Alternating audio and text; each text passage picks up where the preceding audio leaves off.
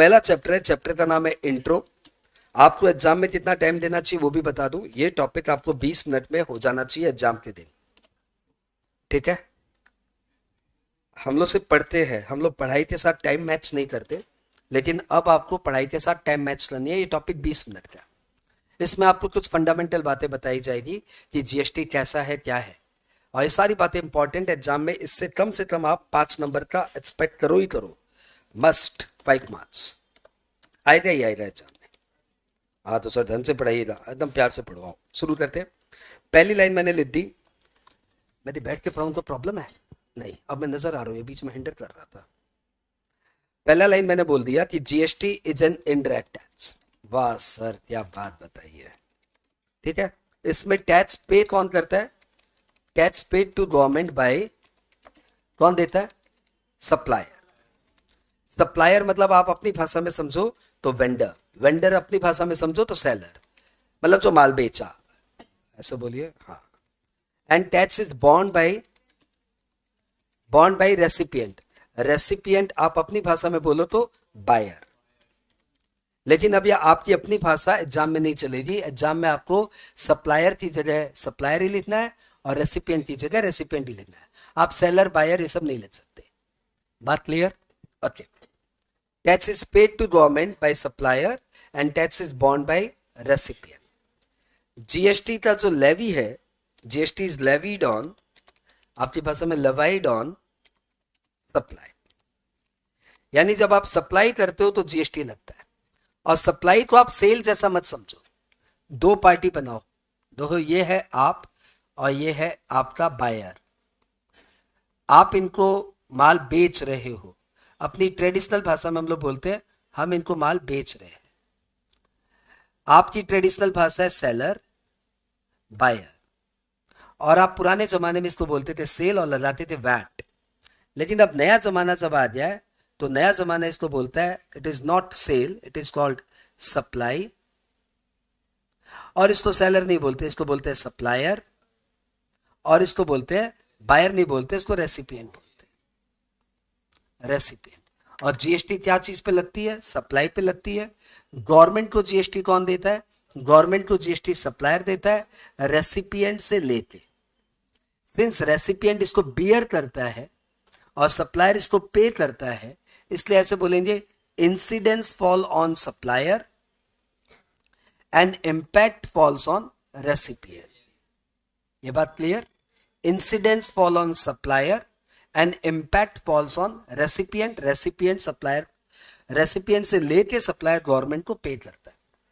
सारी बात क्लियर? आप बिंदास रहना, ऐसा मत सोचना कि आज पहली क्लास आए हैं कैसे पूछे। 2 ही क्लास आए होती, आप ज्यादा क्लास थोड़ी आ रहे हो सर, ये भी रहने देते। नहीं नहीं, ये डिस्टर्ब करता है। GST is levied on supply. Incidence fall on, जितना बोलूंगा सब लिखा दूंगा मोटा मोटी। Incidence fall on supplier and impact fall on recipient. ठीक है, इसलिए इसको बोलते हैं इनडायरेक्ट टैक्स। क्योंकि इनडायरेक्ट टैक्स का फीचर ये है कि 2 लोग इसमें इन्वॉल्व होते हैं, देता कोई और है, भरता कोई और है। बात क्लियर? बात क्लियर। अगली बात करें। सप्लाई भी 2 तरह की होती है, intrastate supply, interstate supply. Intrastate supply मतलब supply within the state. Intrastate supply means supply within the state और within the union territory. Within the union territory. अच्छा, स्टेट और union territory में difference clear है? State मतलब अपना waste Bengal, union territory मतलब अपना Ladakh. State मतलब अपना उत्तर प्रदेश, और यूनियन टेरिटरी मतलब अपना अंडमान निकोबार, पुडुचेरी। अरे बात तुम्हें तो बहुत पता है भैया, बस समझ ले। तो जब with in the state supply होती है तो इसको बोलते हैं इंट्रा स्टेट। वेस्ट बंगाल से वेस्ट बंगाल में सप्लाई होती है तो इसको बोलेंगे इंट्रा स्टेट। और वेस्ट बंगाल से दिल्ली में सप्लाई होगी तो इसको बोलेंगे इंटर स्टेट। और दिल्ली से दिल्ली में सप्लाई होगी तो बोलेंगे इंट्रा स्टेट। और अंडमान से अंडमान में सप्लाई होगी तो इसको बोलेंगे इंट्रा स्टेट। अंडमान से पुडुचेरी में सप्लाई होगी तो बोलेंगे इंटर स्टेट। और अंडमान से दिल्ली में सप्लाई होगी बोलेंगे इंटर स्टेट। मतलब जब अपने ही दायरे में हो तो इंट्रा, थोड़ा से भी दायरा पार होते ही इंटर, बात खत्म। चलो, in case of intra state supply, in case of intra state supply क्या लगेगा बताओ? उसमें लगता है सीजीएसटी एंड एसजीएसटी का डुओ, ये कपल टैक्स लगते हैं एक साथ, सीजीएसटी एसजीएसटी एक साथ जोड़े से लगते भैया, बड़े राज्य राज्य दोनों सद सवर के आते एक साथ लगते हैं टटाक। यदि जीएसटी की रेट 18% सपोज, तो 9% सीजीएसटी, 9% एसजीएसटी, और जीएसटी की रेट है 12%, तो 6 दोनों इक्वल है। और नाम ही बता रहा है सीजीएसटी का पैसा मोदी के पास आता है, एसजीएसटी का पैसा ममता दी के पास आता है। मतलब सीजीएसटी का पैसा सेंट्रल गवर्नमेंट के पास, एसजीएसटी का पैसा स्टेट गवर्नमेंट के पास, नाम ही बता रहा है। ठीक है, intra state supply means, intra state supply means supply between the state. अरे कहां जा रहे हो यार? Supply between two state, between two state, जैसे कलकत्ता से Rajasthan, nice. Between two union territory, मतलब अंडमान से लद्दाख, और between one state and one union territory. हाँ, तो मैंने इंटर ही लिखा है, आप ध्यान नहीं दे रहे हो। आप ध्यान दीजिए, देखिए क्या है, देखिए इंटर। आप लोग पढ़ाई में मन नहीं ला रहे हो। इंटर स्टेट सप्लाई मतलब जब सप्लाई एक स्टेट से दूसरे स्टेट में हो, या एक यूनियन टेरिटरी से दूसरे यूनियन टेरिटरी में हो, या एक स्टेट से एक यूनियन टेरिटरी में हो, तो इसको बोलेंगे क्या? Inter state supply. दादा काहे को लिखने में झमेला डालते हो? दादा सुनो ना आराम से, कभी रईस की तरह भी पढ़ो। रईस मतलब समझता हो, उसका एक पीए होता है, पीए मतलब वो लिखता है और आप सिर्फ सुनते हो, ऐ तुम बोल, ऐ तुम लिख, हम सुन रहा है। ऐसे रईस की तरह पढ़ो, क्यों लिख रहे हो साथ साथ? तो इंट्रा स्टेट सप्लाई में सीजीएसटी एसजीएसटी लगता है, और इंटर स्टेट सप्लाई पे क्या लगता है? आईजीएसटी। आईजीएसटी का फुल फॉर्म यदि पता है तो बहुत अच्छी बात, नहीं तो उसका नाम है इंटीग्रेटेड जीएसटी। इंटीग्रेटेड जीएसटी मतलब ये होता है कि वी आर इंटीग्रेटेड, मतलब दोनों मिला के मतलब सीजीएसजी मिला के। बात यहां तक क्लियर? तो यदि जीएसटी का रेट 18% है तो आईजीएसटी का रेट 18% ही होता है। यहां तक क्लियर? प्रश्न आते हैं कि आईजीएसटी कौन कलेक्ट करेगा? तो answer is IGST is collected by central government. परंतु कलेक्शन और रिटेंशन में अंतर है। जैसे तुमसे फीस कलेक्ट किसने की? राधे ने। रिटेन किसने की? राधे ने नहीं। वही कलेक्शन और रिटेंशन में अंतर है। तो IGST is collected by central government but retained half by central government and half by state government। ओ, तो अल्टीमेटली बात वही होगा, तो तुम्हारे मन में प्रश्न आता है कि भैया फिर तो सीजीएसटी लगा देते, काहे तो ड्रामा थी आईजीएसटी का? जब आधा सेंट्रल के पास ही जाना है, आधा स्टेट के पास ही जाना है, तो फिर सीजीएसटी लगा देते। Then why the new concept IGST? बात समझ में आ रही है? तो भैया ये इसलिए कि कैलकाटा से माल दिल्ली में बिकेगा, suppose sale from Calcutta to Delhi, तो आप बताओ इसमें कौन सी स्टेट गवर्नमेंट इन्वॉल्व होगी? सेलर तो कैलकाटा में है और बायर है दिल्ली में, तो इसमें कौन सी स्टेट गवर्नमेंट इन्वॉल्व होगी? एक तो सेंट्रल गवर्नमेंट है और एक दिल्ली की कैलकाटा। अब सप्लायर कहां पे है? वेस्ट बंगाल। और टैक्स किसके पास आएगा? तो भैया GST is a destination based tax. GST is a destination based tax. Destination based tax मतलब भगवान भरोसे टैक्स नहीं, डेस्टिनी वैसे नहीं। डेस्टिनेशन बेस्ड टैक्स मतलब माल जहां जा रहा है उसी गवर्नमेंट को टैक्स मिलेगा। तो माल कैलकाटा से कहां जा रहा है? दिल्ली जा रहा है, तो फिर टैक्स का पैसा भी दिल्ली गवर्नमेंट को मिलेगा। अब सोचो, सप्लायर बैठा है कैलकाटा में और टैक्स आएगा दिल्ली में। सप्लायर बैठा ममता दी के राज में और टैक्स आएगा अरविंद केजरीवाल के पास। तो अरविंद केजरीवाल लेने आएगा टैक्स, अरविंद के पास आ रहा है, तो अरविंद क्या लेने आएगा बंगाल में? तो अरविंद बोला भाई मैं तो नहीं लेने आऊंगा।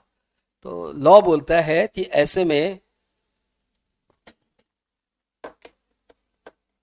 ऑनलाइन वाले बच्चों मैंने सुन लिया, प्लीज प्लीज प्लीज, मैं समझ गया आपने क्या बोल रहे हो आप लोग। यार पढ़ाने में मैं मदन हो जाता हूँ ना, मुझे ध्यान ही नहीं रहता कि ये सब प्रॉब्लम भी हो रही है। इतने बड़े बड़े बच्चे अपने आप को म्यूट नहीं रख सकते, बच्चे नहीं थे। और सुनो, मैंने म्यूट को एक बार बटन दबा दिया, ऑन मत करना। चलो, तो हम लोग क्या बात कर रहे थे, GST is a destination based tax. तो यदि कलकत्ता से माल दिल्ली में बिका है तो ऑब्वियसली पैसा दिल्ली गवर्नमेंट के पास जाएगा। तो दिल्ली गवर्नमेंट के पास जाएगा तो क्या अरविंद केजरीवाल कलकत्ता आएंगे क्या टैक्स लेने? तो फिर लॉ बोलता है कि सेंट्रल गवर्नमेंट एक बार कलेक्ट कर लेगी और फिर जिसको देना उसको दे देगी। इसलिए आईजीएसटी का इजाफा, आईजीएसटी का जन्म हुआ। आईजीएसटी कलेक्ट करती है सेंट्रल गवर्नमेंट और आधा अपने पास रख के आधा रेस्पेक्टिव गवर्नमेंट के पास पहुंचा देती। कौन सी गवर्नमेंट? जहां पे गुड्स की डिलीवरी हुई। चलो फाइन। अभी तक एग्जाम में क्या पूछ सकता है, इसके ऊपर एक छोटा सा नोट पूछ सकता है कि why GST is called destination based tax. तो हमें बोलना पड़ेगा GST is called destination based tax because the tax is retained by the government where the goods are destined, जहां पे गुड्स की डिलीवरी हुई। ठीक है, अगला पॉइंट। अच्छा ये लिखना था ना, sale from Calcutta to Delhi, then IGST shall be imposed, comma, retained by central government, collected by central government, and half forwarded to AK Arvind Kejriwal. ठीक है, और AK पे हम कंफ्यूज हो जाएंगे। ठीक है,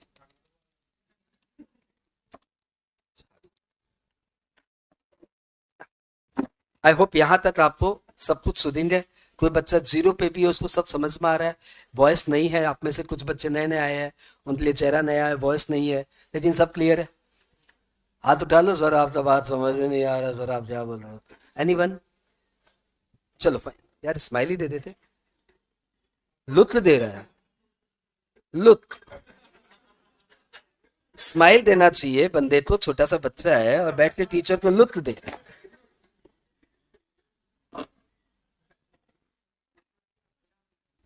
चलो फाइन, हम लोग आ गए इन सब बातों से नेक्स्ट पॉइंट पे, what are the rates of GST.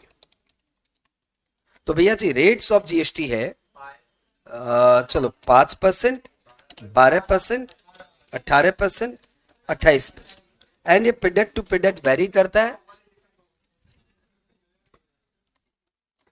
ये पीरियड टू पीरियड वेरी करता है और आपको इसमें नहीं उलझना कि किस पे 5 लगता है किस पे 12 लगता है। एग्जाम में आपको दिया रहेगा रेट ऑफ जीएसटी क्या है। यदि फिर भी आपसे कोई पूछे तो what is the general rate of GST, तो जनरल रेट ऑफ जीएसटी भैया है 12 और 18। This is the general rate of GST. बात क्लियर? ओके। इस रिगार्ड में एक पॉइंट और ध्यान रखो, ज्वेलरी पे जीएसटी ना 5 लगता है ना 12 लगता है, ज्वेलरी पे जीएसटी लगता है 3%। व्हेन वी से jewellery it includes artificial jewellery. दोनों पे लगता है 3%। ठीक है, और एक रेट है जो एग्जाम में कभी नहीं पूछेगा, रफ डायमंड पे जीएसटी लगती है 0.25%। 0.25%। यहां तक सब क्लियर? चलो भाई आगे बढ़ते जाए। सर इसमें एग्जाम में पूछ सकता है? यस, रेट तो कभी भी पूछ सकता है फिल इन द ब्लैंक के नाम पे। आगे बढ़े। और मुझे इसमें कुछ बताना है इंट्रो में, इसमें मुझे बताना है जो एग्जाम में सबसे बेसिक पूछता है वो ये है, what are the taxes subsumed in GST. कौन कौन से ऐसे टैक्सेस है जो जीएसटी में सबज्यूम हो गए? ये इनका पता नहीं क्या है, बहुत फेवरेट है, क्योंकि जब से जीएसटी आया है तब से एक स्लोगन पॉपुलर हुआ है, वन नेशन वन टैक्स। तो फिर हम लोग इसको चला के पूछते हैं क्या सारे टैक्स जीएसटी में सबज्यूम हो जाए क्या? तो लॉ बोलता है नहीं। तो फिर why are you saying one nation one tax? वो स्लोगन है यार, बीजेपी में स्लोगन अलग होते हैं और काम अलग होता है।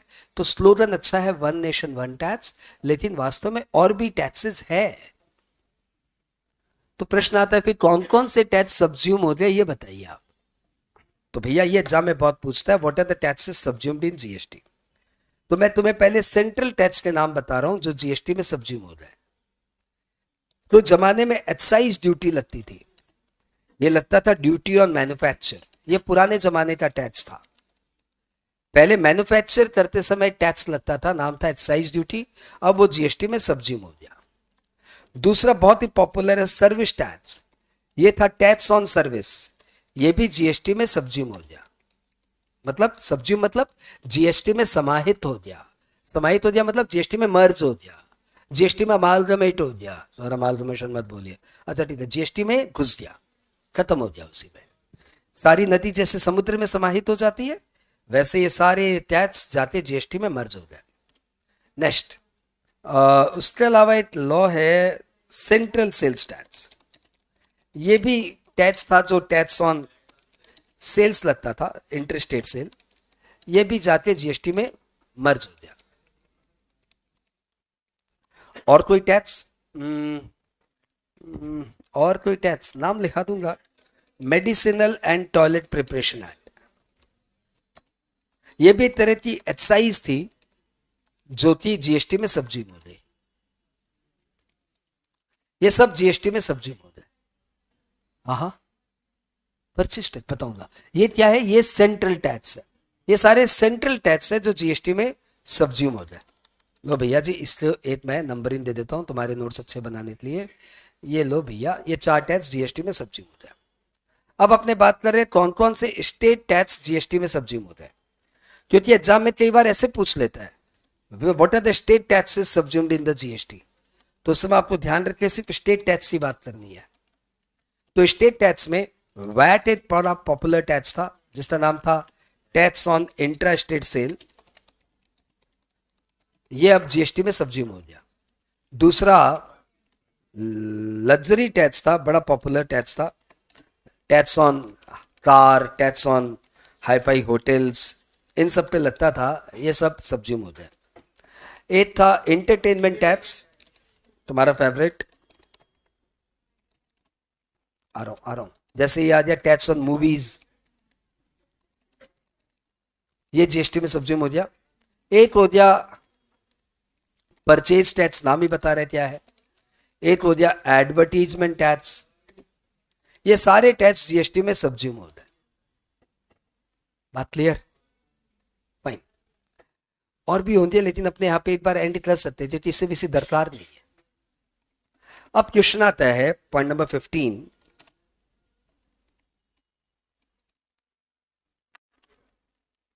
पॉइंट नंबर 15 आ गया आप, भैया जी कौन कौन से ऐसे टैक्स है जो जीएसटी में सब्ज्यूम नहीं हुए, कौन कौन से ऐसे टैक्स है जो जीएसटी में सब्ज्यूम नहीं हुए। तो भैया उसकी बातें चल रही है। ऑनलाइन वाले बच्चों बता दो कि हाँ पढ़ने में मजा आ रहा है, ये बहुत इंपॉर्टेंट है मेरे लिए तो at least. What are the taxes not subsumed in GST, ये एग्जाम में बहुत पूछता है और हमारे पास इसका आंसर है कस्टम ड्यूटी। उसके बाद हमारा नाम है स्टैम्प ड्यूटी। ये स्टैम्प ड्यूटी क्या होता है एनीवन? भैया ये इमूवेबल प्रॉपर्टी पे लगता है, इमूवेबल प्रॉपर्टी पे लगता है। और एसटीटी, एसटीडी का पूरा नाम बताऊं क्या? Securities transaction tax. ये टैक्स लगता है शेयर मार्केट पे, बोलने की बात नहीं है। हाँ, थोड़ी टाइपिंग मिस्टेक हो तो घर पे रेक्टिफाई करते रहना। उसके बाद हो गया इलेक्ट्रिसिटी ड्यूटी। ये सब टैक्स अभी भी कंटिन्यूड है, ये सब टैक्स किसी में सब्ज्यूम नहीं हुए, ये सब टैक्स अभी भी लगते हैं। एग्जाम के लिए एक बार याद कर लो इसको, हाथों हाथ यहीं पे नक्की करो, एग्जाम के लिए इसको यहीं पे नक्की करो। कौन कौन से टैक्स जीएसटी में सब्ज्यूम हो गए सेंट्रल वाले, 3 नाम बताओ। तो भैया कस्टम ड्यूटी, कस्टम तो सब्ज्यूम नहीं हुआ नालायक। कौन कौन सा टैक्स सब्ज्यूम हो गया ये पूछ रहा हूं। पहला excise duty, service tax, CST, ठीक है, ये 3 नाम याद हो जाए। कौन कौन से स्टेट टैक्स जीएसटी में सब्ज्यूम हो जाए? VAT, luxury tax, entertainment tax, purchase tax, advertisement tax. अगला प्रश्न आ रहा है, भाई देखो समझते हम सब है लेकिन कभी कभी बोल देते हैं बीच में। हाँ, तो कौन कौन से टैक्स जीएसटी में सब्ज्यूम नहीं हुए? तो वो है stamp duty, custom duty, electricity duty, और फेवरेट, सबका फेवरेट, सिक्योरिटी ट्रांजैक्शन टैक्स। आज शेयर मार्केट बढ़ा हुआ है तो सबका फेवरेट। चलो, ये एग्जाम में 3 नंबर का ऑलमोस्ट हर ऑल्टरनेटिव ईयर में पूछ रहा है। ठीक है, ओके। अब मेरे को इसमें क्या बताना है? जीएसटी में मेरे हिसाब से तो हो गया खत्म। इंट्रो तो मेरे हिसाब से हो गया। Okay okay okay okay. अच्छा, आपको ये पता है कि जीएसटी में कितने रिटर्न भरने पड़ते हैं? तो आपको रिटर्न वर्ड समझ में आता है कि कोई भी बंदा इनकम टैक्स या टैक्स में इन्वॉल्व है तो वो डिपार्टमेंट को खुद बताता है कि मेरी इतनी सेल हुई। डिपार्टमेंट उसे पूछने नहीं आएगा। जैसे इनकम टैक्स में भी हम खुद बताते हैं सर मेरी इतनी इनकम है, वैसे जीएसटी में भी आप खुद बताएंगे कि मेरी इतनी सेल है। तो हम कैसे बताएंगे? वाया रिटर्न, रिटर्न के थ्रू हम बताएंगे। तो जीएसटी में कितने रिटर्न भरने पड़ते हैं? तो जीएसटी में 2 रिटर्न भरने पड़ते हैं। एक नाम है जीएसटीआर 1 और एक का नाम है जीएसटीआर 3B। जीएसटीआर 1 हम लोग भरते हैं अगले महीने की 10 तारीख को और जीएसटीआर 3B हम लोग भरते हैं अगले महीने की 20 तारीख को। रिटर्न आप लोग के सिलेबस में नहीं है लेकिन इतना आपको जानना मैंडेटरी है। ठीक है, तो GST, in GST law there are 2 returns to be filed,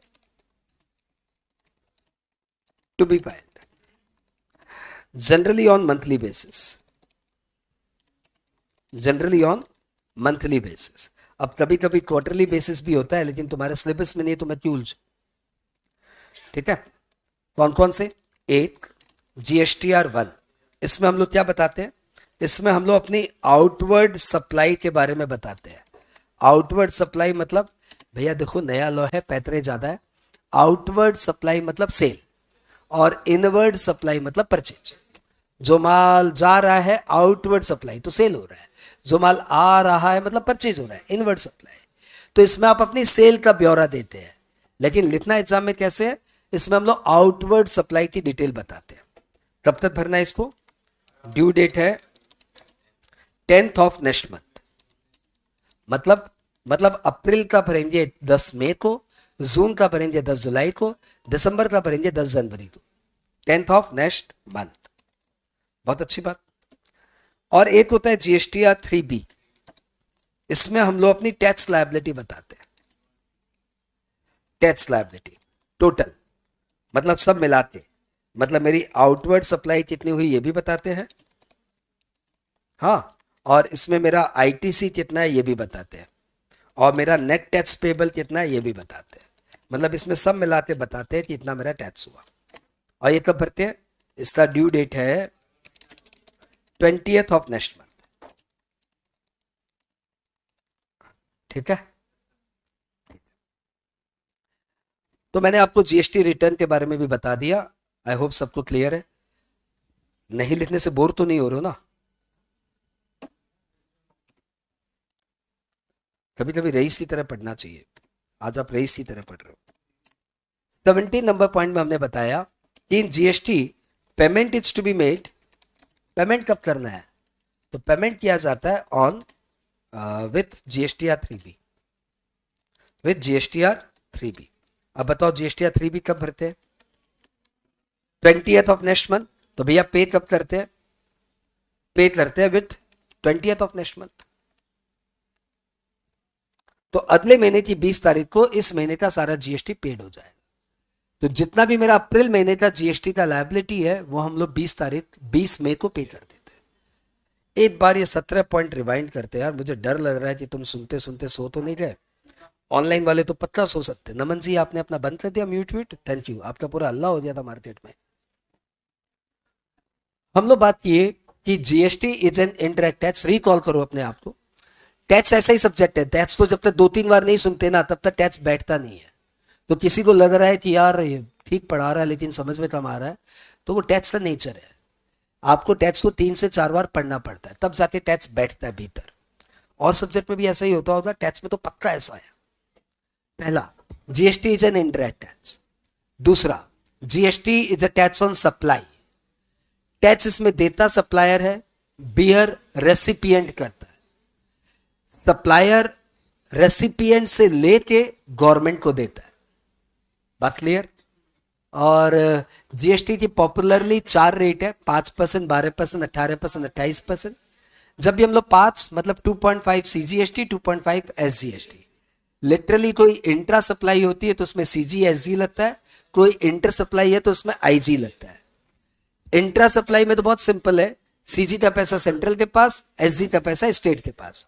लेकिन आईजीएसटी में पूरा पैसा पहले कलेक्ट करती है सेंट्रल गवर्नमेंट और उसमें से आधा पैसा स्टेट गवर्नमेंट को फॉरवर्ड कर देती है। कौन सी स्टेट गवर्नमेंट? जहां पे गुड्स की डिलीवरी हुई, डेस्टिनेशन बेस्ड टैक्स। ठीक है। एक यूनियन टेरिटरी का भी कॉन्सेप्ट है। यदि इंट्रा यूनियन टेरिटरी सप्लाई हो रहा है, मतलब अंडमान से अंडमान में सप्लाई हो रहा है, तो उसमें लगता है अंडमान से अंडमान, चाहे आईजी बोले, अंडमान से अंडमान सप्लाई हो रहा है तो सीजीएसटी एंड यूजीएसटी लगता है। क्या लगता है? CGST and यूजीएसटी।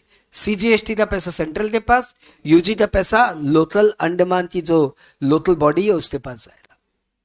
यहां तक क्लियर? सर वो यूनियन टेरिटरी वाली बात लिखा देते, लिखा दूंगा।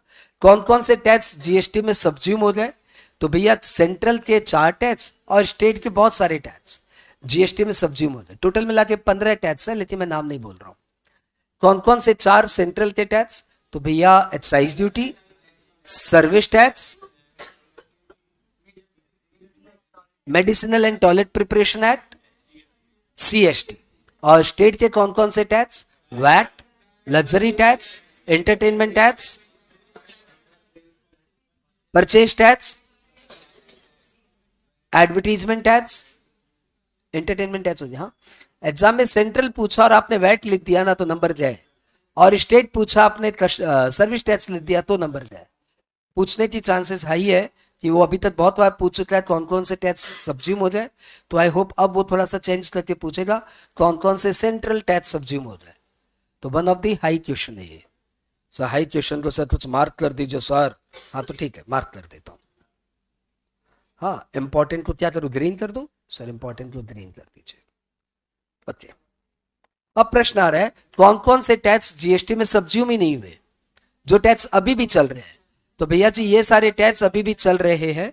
उसमें कस्टम ड्यूटी तुम्हारा favourite, stamp duty, electricity duty, security transaction tax.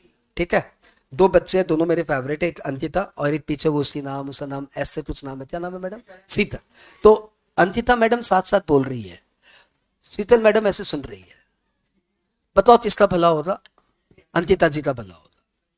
क्यों? क्योंकि टैक्स जितना बोलोगे उतना जाएगा आत्मा में। ठीक है, कान से दरवाजा ब्रेन पे जाता है, जबान से दरवाजा आत्मा में जाता है। देख ले, ब्रेन में बैठाना है कि आत्मा में बैठाना है। जैसे टैक्स मेरी आत्मा में, ब्रेन में नहीं है। बात क्लियर? ओके, फिर हमने किया, बस यही सब किया। जीएसटी में 2 तरह के रिटर्न भरते हैं, जीएसटीआर 1 और जीएसटीआर 3B। 1 भरते अगले महीने की 10 तारीख को और 3B भरते हैं अगले महीने की 20 तारीख को। 3B मेन है, उसके साथ टैक्स पेड हो जाता है। टैक्स पे हो जाता है मतलब जीएसटीआर 3B आप अगले महीने की 20 तारीख को भरेंगे, उसी समय आप टैक्स पे करेंगे। चलो, अब मैं लगे हाथ आपको एक चीज और बता दूं, उसका नाम है आईटीसी। इंट्रो में ही बता देता हूं, इनपुट टैक्स क्रेडिट। ये जीएसटी की आत्मा है, इनपुट टैक्स क्रेडिट। यदि ये आपको आता है तो आपको आधा जीएसटी आता है, और ये हम लोग इंट्रो में ही हटा देंगे। What is input tax credit? आ जाओ।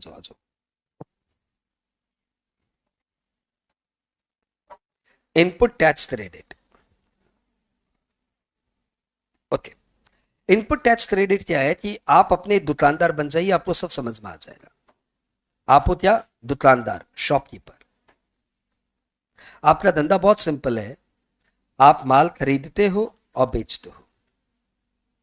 सिंपल धंधा, ट्रेडिंग। माल जब आप खरीदते हो तो 100 में खरीदते हो और यहाँ पे आपको 18% जीएसटी देनी पड़ती है। माल जब आप बेचते हो तो 150 में बेचते हो, यहाँ पे भी आपको 18% जीएसटी देनी पड़ती है। यानी आपके परचेज पे भी टैक्स लग रहा है, सेल पे भी टैक्स लग रहा है। तो लॉ बोल रहा है कि ऐसा नहीं है कि आपके एक ही प्रोडक्ट के ऊपर 2 बार टैक्स लगेगा। लॉ बोल रहा है जब आपने परचेज किया तो आपको एक टैक्स देना पड़ा 18 रुपए का। ये आपका खर्च नहीं है, इसकी हम आपको क्रेडिट देंगे बाद में, इनपुट टैक्स क्रेडिट। बाद में जब आप इस प्रोडक्ट को बेचेंगे तब आपको गवर्नमेंट को देना रहेगा 27 रुपीज, 150 का 18%। लेकिन गवर्नमेंट को आपको कैश में 27 नहीं देना पड़ेगा, 18 रुपए आपके एडजस्ट हो जाएंगे ये वाले, जिसकी आपको पहले क्रेडिट मिल गई थी, और गवर्नमेंट को आपको 9 रुपए देने पड़ेंगे।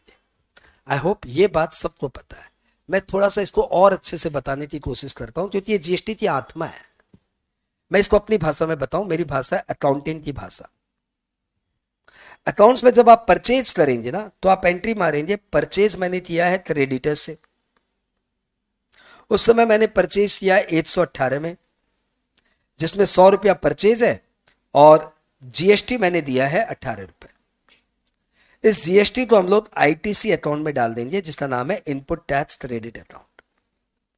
यानी मैं परचेज 118 से डेबिट ही नहीं करूंगा, मैं बोलूंगा मेरा परचेज हुआ है 100 का और 18 रुपया जीएसटी लगा है, ये मेरा नॉमिनल अकाउंट है यानी ये मेरा खर्चा है, और ये मेरा रियल अकाउंट है यानी ये मेरी एसेट है। ये मैंने 18 दिया है किसी को, लेकिन ये मेरा एक्सपेंडिचर नहीं है, ये मेरा एडवांस में टैक्स देना हो गया। जब मैं माल बेचूंगा तो एंट्री पास करूंगा डेटर्स अकाउंट डेबिट, 150 का माल और 27 का जीएसटी, यानी 177 भाई साहब से पाना है। उसमें से सेल में क्रेडिट करूंगा 150 और जीएसटी लायबिलिटी बनाऊंगा 27 की। लेकिन जब जीएसटी लायबिलिटी मैं गवर्नमेंट को दूंगा ना तो मैं बोलूंगा सर मैं आपको 27 नहीं दूंगा, मैं आपको 18 रुपया पहले ही दे चुका हूं, अब मैं आपको सिर्फ 9 रुपए दूंगा। इस तरीके से मेरे कैश से निकलेगा सिर्फ 9 रुपए। आई होप आपको ये भाषा भी अच्छी लगी। कई भाषाएं होती है, हिंदी, इंग्लिश, अकाउंट्स, ये भाषा अच्छी लगी। इससे भी एक अच्छी भाषा है जिसको हम लोग बोलते हैं पॉकेट वाली भाषा, जेब में चित्तो आयो, पॉकेट वाली भाषा। ये भाषा ऐसी भाषा है कि रिक्शा वाला, ठेला वाला, मुठिया वाला, पूरे भारत को बांधे हुए ये भाषा। इसका भाषा का नाम क्या है? पॉकेट में कितना आया। तो देखो जब आपने परचेज किया था तब आपके पॉकेट से लगा 118 लगा, लेकिन हम खर्चा नाप रहे हैं सिर्फ 100 रुपया। मेरी जेब से लगा 118, फिर भी मैं खर्चा मान रहा हूं सिर्फ 100 रुपया, क्योंकि मुझे पता है कि गवर्नमेंट को बाद में तो मुझे देना ही है, 18 रुपया अभी ले लो। जब बाद में मैं माल बेचूंगा तो मेरा सेल हुआ 177 का, 177 मुझे डेटर्स ने दिया, मेरे हाथ में 177 आया। हाँ, 177 में मैं 150 रुपया अपनी जेब में रख लिया, ये तो मेरा है, ये तो सेल है। अब मेरे तो यहां पे नजर आ रहा है कितना, 27 में मैं फिर 18 रुपया जेब में रख लूंगा। क्यों? क्योंकि ये पहले मैंने 18 रुपया दिया था ना एक्स्ट्रा, ये भी रख लिया। अब मैं गवर्नमेंट को सिर्फ 9 रुपए पहुंचाऊंगा, यानी जो इनिशियली परचेज करते समय मैंने 18 रुपया दिया था वो मैंने बाद में रिकवर कर लिया। ठीक है, तो कोई भी एंगल में वो 18 रुपये आपके खर्चे नहीं है, क्योंकि बाद में कस्टमर आपको पैसे देगा, तब आप गवर्नमेंट को देना मत, अपने जेब में रख लेना। फिर से समझो, कस्टमर को मैंने माल बेचा, उसने मुझे दिया भाई साहब ये सेल का पैसा 150 और ये जीएसटी का पैसा 27 रुपया, हो गया? हमने बोला हाँ भैया हो गया, जाओ आप। अब 150 तो ऑब्वियसली मेरा पैसा है क्योंकि मैंने बेचा है, ये मेरा ही है। ये 27 रुपया जीएसटी अकाउंट में लिया है तो हिसाब से गवर्नमेंट को जमा करना है, लेकिन मैं 27 रुपया गवर्नमेंट को जमा नहीं करूंगा। मैं गवर्नमेंट को बोलूंगा हे गवर्नमेंट, मैंने आपसे जब परचेज किया था तब 18 रुपया मैं दे चुका था, तो ये 18 रुपया मैं रिकवर कर लिया अपना, ये मैं आपको नहीं दूंगा, मैं आपको दूंगा सिर्फ 9 रुपए। इसलिए परचेज करते समय जो हम जीएसटी देते हैं वो हमारा खर्च है ही नहीं, वो तो बाद में एडजस्ट हो जाता है। इसलिए उसका हम लोग उसको उस भाषा में बोलते हैं कि इनपुट के समय जो आपने टैक्स दिया था उसकी आपको बाद में क्रेडिट मिल जाती है, और एक नया नाम आ गया आईटीसी। ठीक है, जीएसटी की भाषा में इसको बोलते हैं ITC is equal to output tax minus input tax. और ये इनकी डेफिनेशन है। Input tax credit means adjustment of input tax with output tax. I hope ये बात सबको समझ में आ रही। आप बिंदास ना बोल सकते हो या बोल सकते हो सर और तरीके से बताइए, नहीं समझ में आया हमको, तो हम ट्राई करते रहेंगे।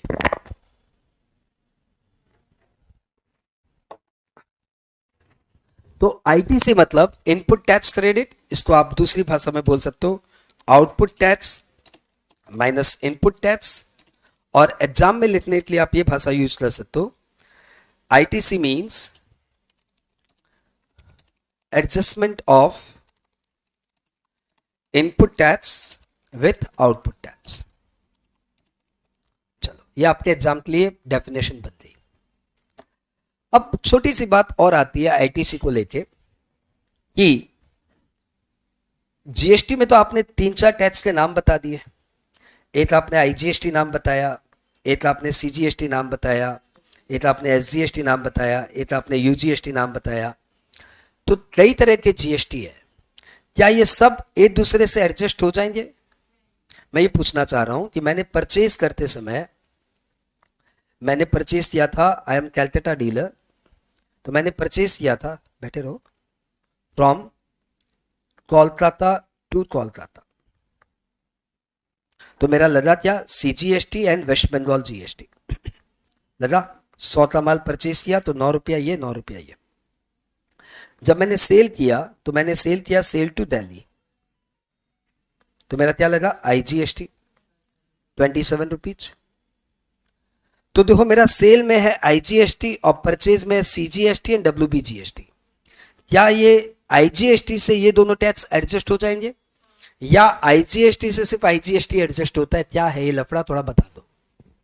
तो हमारा लॉ बोलता है कि हमारे पास एक सेक्शन है, सेक्शन 49(5), और सेक्शन 49(5) ये बोल रहा है कि as per section 49, sub section में मत उलझो, हाँ, एज पर सेक्शन 49 कैसे याद होगा सब? 49 कैसे याद होगा? जिस बिल्डिंग में बैठ के पढ़ रहे हो ना, उसका एड्रेस है 49/1 Dobson road, 49/1 Dobson road. GST का सबसे इंपॉर्टेंट सेक्शन है 49, और ये 49 में हम बैठे हैं, समझे? तो एज पर सेक्शन 49, और वैसे भी 4 टैक्स होते हैं, तो 4 तो याद हो गया, 9 याद कर लो। हाँ, as per section 49 IGST can be adjusted with IGST, CGST, SGST, UGST। IGST किसी से भी एडजस्ट हो जाएगा। CGST can be adjusted with, जो तुम बोलो, CGST can be adjusted with CGST then IGST, और किसी से CGST एडजस्ट होता नहीं है। अब SGST can be adjusted with, SGST can be adjusted with SGST and IGST, and UGST can be adjusted with UGST and IGST। अब देखो ये सुनने में कितना बोरिंग और टायरिंग लग रहा है, इसको हम लोग आपस में अपनी भाषा में बात करते हैं। हम लोग बोलते हैं कि IGST है मां, और इसके 3 बेटे हैं, CGST, SGST, UGST, और 3 बेटे आपस में एज यूजुअल नालायक, आपस में पटरी नहीं खाता, एक का भी दूसरे से पटरी नहीं खाता, बस एक दूसरे का बस खींचने में लगे रहते हैं, और महा बुरे हैं आपस के लिए, लेकिन मां से सबकी पटरी खाती है, और माँ तो माँ होती है। तो बताओ माँ किससे एडजस्ट करेगी? माँ पहले अपने आप से एडजस्ट करेगी, मॉडर्न माँ है, पहले अपने आप से एडजस्ट करेगी, उसके बाद तीनों में से किसी भी बेटे से, पहले अपने आप से फिर किसी भी बेटे से। कुर्सी की पेटी बांध लीजिए और पहले अपनी बांधिए, फिर पड़ोसी की मदद कीजिए। तो पहले माँ अपनी पेटी बांधेगी और उसके बाद पड़ोसियों की मदद करेगी, ठीक है? और CGST जो है वो पहले अपने आप से एडजस्ट होगा। वो माँ तो प्यार करता है लेकिन अपने आप से ज्यादा प्यार करता है, वो पहले अपने आप से एडजस्ट करेगा, फिर माँ से एडजस्ट करेगा। क्या भाइयों से एडजस्ट करेगा? कभी नहीं। SGST पहले अपने आप से एडजस्ट करेगा, फिर माँ से एडजस्ट करेगा। क्या भाइयों से एडजस्ट करेगा? कभी नहीं। UG पहले अपने आप से एडजस्ट करेगा, फिर माँ से एडजस्ट करेगा। क्या भाइयों से एडजस्ट करेगा? कभी नहीं। बात खत्म। यही बात हम लोग अंग्रेजी में यहां बोल रहे थे। ठीक है, अगला पॉइंट आता है, जीएसटी में एक अनूठा टैक्स है जिसका नाम है कॉम्पेंसेशन सेस। ये जाऊ जाऊ टैक्स है, अगले साल से हो सकता है हट जाए, तो इस साल तो एग्जाम में पूछना चाहिए। कॉम्पेंसेशन सेस नाम सुना है? कॉम्पेंसेशन सेस ये ऐसा है कि जीएसटी आने पे, जीएसटी लॉ किसने लाया? मोदी ने लाया, अपने मतलब रास्ता वाला टॉक, चाय वाला टॉक। जीएसटी कौन लाया? मोदी लाया। मोदी जीएसटी लाया, बर्बाद कर दिया पूरे देश को, जीएसटी लाया। हाँ, तो जीएसटी कौन लाया? मोदी लाया।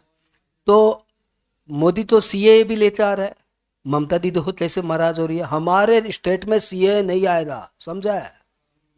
अच्छा, फिर मोदी तो वो हेल्थ स्कीम भी लाया। तुम्हारे बंगाल में हेल्थ स्कीम आया? मोदी वाला तो नहीं आया। क्यों नहीं आया? क्योंकि मोदी और ममता आपस में कैसे है, मतलब कैसे इंसान है इससे मुझे मतलब नहीं है, आपस में 36 का आंकड़ा है। 36, तू मुंह इधर कर, मैं मुंह इधर करूंगा, 36 का आंकड़ा है। ठीक है, मोदी जो भी बोलेगा ममता उल्टा बोलेगी, ममता जो भी बोलेगी मोदी उल्टा बोलेगा। इन लोग का बुद्धि यही है, बस इनको अच्छा बुरा से कोई मतलब नहीं है। जो मोदी लाएगा ममता बोलेगी हम नहीं लाएगा। जब इनका करेक्टर ऐसा है और आप हम सबको पता है, तो फिर आश्चर्य होता है कि जीएसटी कैसे आ गया। जीएसटी मोदी लाया तो ममता दी कैसे आने दे दी? क्योंकि भैया देखो, करेक्टर किसी का भी कैसा ही हो, मैं बहुत नेचर लविंग हूँ, ये बहुत ही इंट्रोवर्ट है, ये बहुत ही आउटवर्ट है, थोड़ी बहुत ही स्पोर्टी है, ये बहुत ही मूवीज देखती है। भले हम लोग का अलग अलग करेक्टर हो, लेकिन अंदर में सबका एक करेक्टर है जो कॉमन है, उसका नाम है पैसा। और इंट्रोवर्ट आउटरवर्ट सब फालतू है, इसको पैसा देने में जोर आता है, मेरे को पैसा लेने में मजा आता है, बस। करेक्टर सबका एक ही है। वही मोदी और ममता है, भले कितना ही इंट्रो मतलब अपोज हो एक दूसरे के, लेकिन पैसा आता है तो सब खुश है।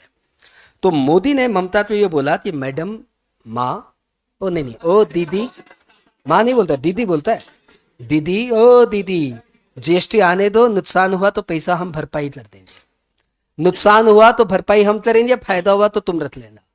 तो दीदी बोली ये तो अच्छा बात बोल रहे हैं यार, नुकसान हुआ, नुकसान हुआ तो हम भरपाई करेंगे और फायदा हुआ तो आप रख लेना। तो जीएसटी आने से या तो फायदा हो रहा है फिर नुकसान हो रहा, फायदा हुआ तो ममता दी का अपना और नुकसान हुआ तो मोदी भरपाई करेगा। ये सोच के सारे स्टेट गवर्नमेंट जीएसटी में राजी हो गए। This is the reason why India में इतने साल तक जीएसटी नहीं आया और अब आ गया, because of this golden word compensation.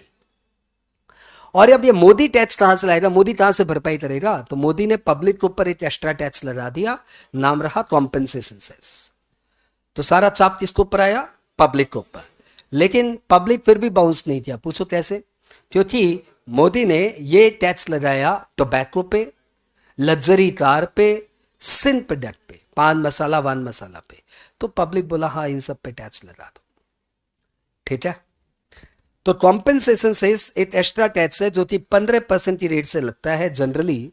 और कौन से प्रोडक्ट पे लगता है? लग्जरी कार, पान मसाला, टोबैको, इन सब प्रोडक्ट पे। ये पैसा कलेक्ट कौन करता है? Central government. और क्या काम आता है? स्टेट गवर्नमेंट को कॉम्पेंसेट करने के लिए। बात क्लियर? ये कुछ और काम नहीं आ सकता, ये सिर्फ स्टेट को कॉम्पेंसेट करने में ही काम आता है। चलो ठीक है, compensation says it is levied by central government, retained by central government and used for compensating state government for any deficit in GST। मतलब पहले जितना टैक्स आ रहा था अब कितना टैक्स आ रहा है, यदि पहले से कम आ रहा है तो स्टेट गवर्नमेंट को कॉम्पेंसेशन दिया जाएगा। बात क्लियर? तो कॉम्पेंसेशन सेस का आईटीसी मिलता है। यस, कॉम्पेंसेशन सेस का भी आईटीसी मिलता है, eligible for ITC, and its ITC can be adjusted with compensation cess only. तो इस मां कॉन्सेप्ट में जाऊं तो ये कॉम्पेंसेशन सेस जो है ना, ये मां का सौतेला बेटा है। देख भैया, सौतेला बेटा तो हम लोग ऐसे बोल दे रहे हैं, पढ़ाने के लिए हम कुछ भी बोल देते हैं, लेकिन यहाँ पे एक बार ऐसे बोल दे रहे हैं, हाँ ये माँ का सौतेला बेटा है, इसका ना तो माँ से पटरी खाता है ना इन 3 भाइयों से, ये अपनी दुनिया अलग बना के रखा है और ये अपने आप से एडजस्ट करता और किसी से बातचीत नहीं करता। बात खत्म, बात खत्म। Okay, okay. सौतेले भाई का कॉन्सेप्ट हमारे राष्ट्र में क्या बताया जाता है, हमारे तो राम भरत भी सौतेले भाई थे, सो कॉल्ड, है ना। लेकिन पढ़ाने के लिए कॉन्सेप्ट अच्छा है कि किसी से बात नहीं करता, माँ से भी बात नहीं करता, ये सिर्फ अपने आप से एडजस्ट होता है। तो भैया जी देखो, मैंने आपके अभी तक ले लिए तकरीबन तकरीबन 48 मिनट्स, 50 मिनट की मैंने आपको क्लास करा दी और 50 मिनट में मैंने आपको इंट्रोडक्शन पूरा करा दिया, जिसको आप आराम से 5 मिनट पे रिवाइंड कर सकते हो। और बहुत टाइम लोगे तो 20 मिनट में तो पक्का हो जाएगा। एग्जाम डे के दिन इसमें यदि आप 20 मिनट से ज्यादा लगा रहे हो तो बेवजह लगा रहे हो। एक बार सर वापस से बोल दीजिए, एक बार ऑडियो ऑन करिए अपना, ऑडियो ऑडियो। सर ओडी कार मैंने नहीं लाई, अरे ऑडियो मोबाइल वाला ओडी कार लाएगा।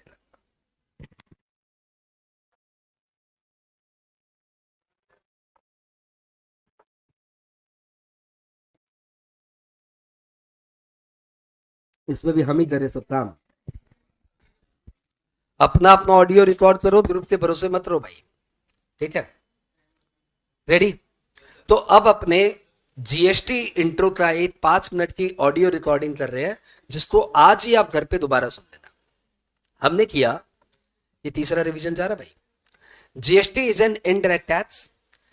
इसमें टैक्स देता कोई और है, भरता कोई और है, इंसिडेंस किसी और के ऊपर है, इंपैक्ट किसी और के ऊपर है। Literally GST is a tax on supply. और जीएसटी में 2 पार्टीज होती है, सप्लायर जो कि माल देता है और रेसिपिएंट जो कि माल लेता है। सप्लायर जो कि सर्विस देता है, रेसिपिएंट जो कि सर्विस लेता है। यानी अपने एग्जांपल में मैं हूं सप्लायर और आप हो रेसिपिएंट।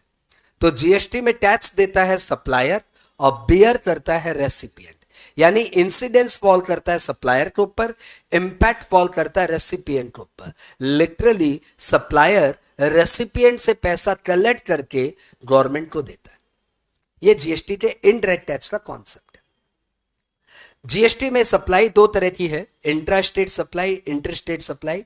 इंट्रा स्टेट सप्लाई मतलब supply within the state या within the union territory, और इंटर स्टेट सप्लाई मतलब सप्लाई बिटवीन द स्टेट और बिटवीन द यूनियन टेरिटरी और between one state and one union territory. Intra state supply पे CGST, SGST लगेगा और intra union territory supply पे CGST and यूजीएसटी लगेगा। लेकिन इंटर स्टेट सप्लाई होते ही आईजीएसटी लगेगा। सीजीएसटी का पैसा goes without saying central government के पास जाता है, एसजीएसटी का पैसा स्टेट गवर्नमेंट के पास जाता है, लेकिन आईजीएसटी का पैसा पहले सेंट्रल गवर्नमेंट कलेक्ट करती है, फिर उसमें से आधा स्टेट गवर्नमेंट को देती है। प्रश्न आता है कौन सी स्टेट गवर्नमेंट को? तो हमारा जीएसटी है ना, वो है डेस्टिनेशन बेस्ड टैक्स। यानी जहां पे डेस्टिनेशन होगा उस गवर्नमेंट के पास पैसे पहुंचेंगे। तो यदि माल कैलकाटा से दिल्ली बिक रहा है तो पैसा सप्लायर माना कैलकाटा का है और बायर दिल्ली का है, लेकिन टैक्स का पैसा दिल्ली गवर्नमेंट के पास जाएगा। तो सेंट्रल गवर्नमेंट आईजीएसटी कलेक्ट करेगा और आधा पैसा दिल्ली गवर्नमेंट को फॉरवर्ड कर देगा, ठीक है। जीएसटी में कौन कौन से टैक्स सब्ज्यूम हो गए, एग्जाम में बहुत ही पॉपुलर क्वेश्चन है। तो सेंट्रल के 4 टैक्स जीएसटी में सब्ज्यूम हो गए। पहला एक्साइज ड्यूटी, दूसरा सर्विस टैक्स, तीसरा medicinal and toilet preparation act and चौथा सेंट्रल सेल्स टैक्स। एसजीएसटी में ये सारे टैक्स जीएसटी में सब्ज्यूम होते हैं।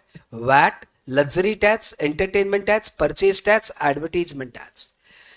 एग्जाम में जब पूछेगा तो आपको ध्यान रखना पड़ेगा कि सेंट्रल पूछ रहा है कि स्टेट पूछ रहा है कि नॉर्मल पूछ रहा है। नॉर्मल पूछ रहा है तो मिक्स करके लिख सकते हो, लेकिन सेंट्रल पूछ रहा है तो सेंट्रल वाले नाम लेना है। Following taxes are not subsumed in GST. तो ये 4 टैक्स जीएसटी में सब्ज्यूम नहीं हुए। Number 1 custom duty, number 2 stamp duty, electricity duty, security transaction tax. Municipality का कोई भी टैक्स जीएसटी में सब्ज्यूम हुआ ही नहीं है। तो municipal tax, water tax, sewerage tax, इन सब की बात ही मत करो, क्योंकि कोई म्युनिसिपैलिटी टैक्स जीएसटी में सब्ज्यूम नहीं हुआ। अगली प्रश्न आती है कि जीएसटी में कितने रिटर्न भरने पड़ते हैं? तो जीएसटी में पॉपुलरली 2 रिटर्न भरने पड़ते हैं, जीएसटीआर 1 एंड जीएसटीआर 3B। ये नॉर्मली मंथली भरने पड़ते हैं, कुछ केसेस में क्वार्टरली भी है। ये अगले महीने की 10 तारीख को हम भरते हैं GSTR 1, forwarding the details of our entire outward supply, and अगले महीने की 20 तारीख को भरते हैं हम लोग GSTR 3B, forwarding the details of our outward inward supply. कितना मेरा आउटपुट टैक्स लायबिलिटी है, कितना मेरा इनपुट टैक्स क्रेडिट है, दोनों को नेट करके कितना मेरे को टैक्स देना है, ये हम GSTR 3B को बताते हैं।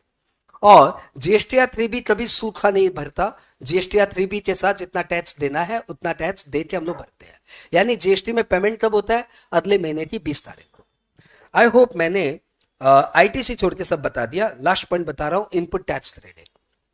इनपुट टैक्स क्रेडिट GST की आत्मा है।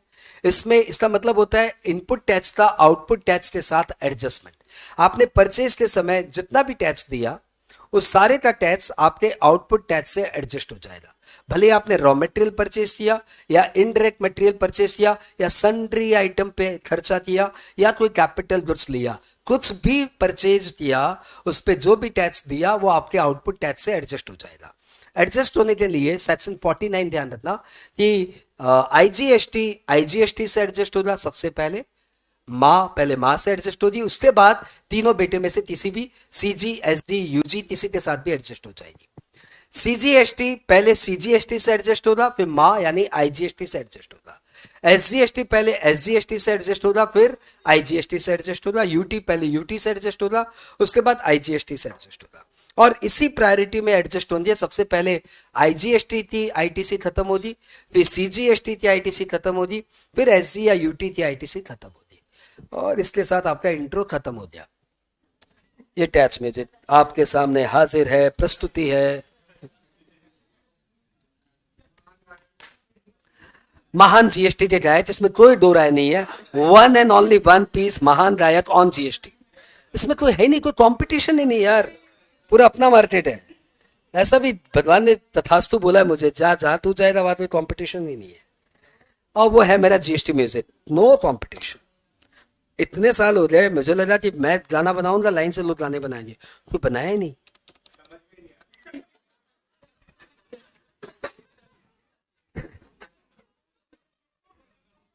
मेरे तो अपनी क्वालिटी में कोई डाउट नहीं। पूरी बैच एक साथ यदि खड़ी होकर बोले ना महा फालतू पढ़ा रहा है, तब भी मेरे सिकरन नहीं आएगी, क्योंकि मुझे पता है मैं बहुत अच्छा पढ़ा।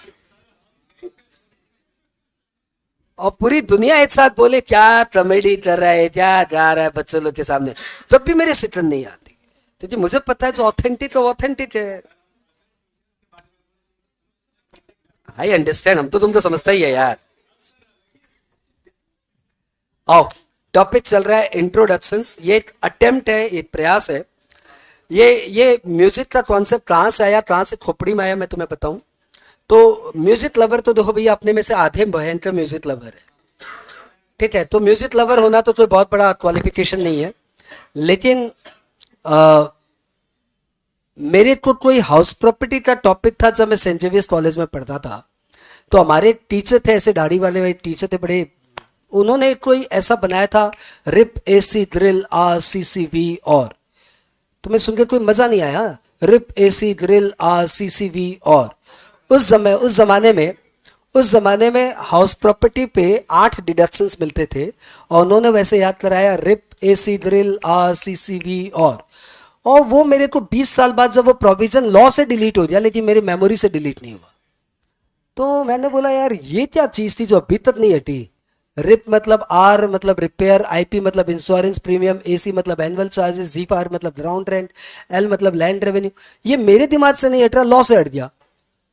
तो मैंने बोला यार ये चीज पढ़ाई में उनकी दीवी मतलब चीज है। उन्होंने खाली रिप AC ग्रिल RCCV और लाया, और मैं म्यूजिक लवर, मैंने बोला मैं इससे थोड़ा आगे ही करूंगा। और फिर मैंने वहां से GST के एक करके गाने बनाए, और इसका फीडबैक मेरे पास आता रहता है। 100 बच्चों को पढ़ाता हूं तो 10-12 बच्चे मुझे ऐसा फीडबैक देते हैं कि एग्जाम हॉल में वो गाना बज रहा था कान में, और हमारा एग्जाम में अटेम्प्ट हो गया। तो मैंने बोला एक को भी फायदा हो तो चीज बन जानी चाहिए। हम लोग इंडियन रॉ को फॉलो करते हैं, if there is 1% chance Indian रॉ विल टेक चांस, राइट। वो बेल बटम मूवी का डायलॉग है। तो फाइनली वो 1% बच्चे को भी फायदा हो रहा है, तो वो उनको फायदा होगा, बात बाकी बच्चों का एंटरटेनमेंट होगा। विद दिस माइंडसेट हमने बनाया क्या, GST म्यूजिक। शुरू करते हैं, धुन बड़ी अच्छी है। और एक रीजन था जीएसटी म्यूजिक बनाने में, मैंने किसी टीचर का वीडियो देखा, वीडियो में टीचर ने ब्रेक दिया और ब्रेक में गाना चलाया तू जेला। मैंने यार ये गाना बजा रहा, टीचर भी नाच रहा, बच्चे भी नाच रहे। मैंने बोला यार बच्चे तो बच्चे, परंतु टीचर को एटलीस्ट दूसरे गाने पे नाचना चाहिए था। तो फिर मैंने टीचर को गाने सिलेक्शन कर करके दिए इस म्यूजिक में। मेरे म्यूजिक में कोई भी गाना फालतू वाला नहीं आएगा, सब अच्छे गाने सिलेक्ट हुए। भजन, देशभक्ति या कोई लवली म्यूजिक, जैसे वो 150 लाख टर्न ओवर हो। अभी स्टार्ट करते हैं। धुन है हे राम, जगजीत सिंह साहब की वॉइस है। और सुनते हैं, गीत है, यहां से स्टार्ट हो रहा है, आई डाउट यहीं से स्टार्ट हो रहा है। धुन पहले राम जी के भजन से स्टार्ट करते हैं। हाँ, तू ही माता, तू ही पिता है, तू ही माता, तू ही पिता है, तू ही तो है राधा का श्याम, हे राम हे राम। अब मोदी जी को लाते बीच में। तू ही बिगाड़े, तू ही सवारे, तू ही बिगाड़े, तू ही सवारे, जीएसटी को Modi ji. I think provision change करते रहता है, राम जाने क्या करता है। तू ही बिगाड़े, तू ही सवारे, जीएसटी को Modi ji, GST GST. Cell पे न लगे, सर्विस पे न लगे, सेल पे न लगे, सर्विस पे न लगे, सप्लाई पे लगता जी, जीएसटी जीएसटी। दारू पे न लगे, पेट्रोल पे न लगे,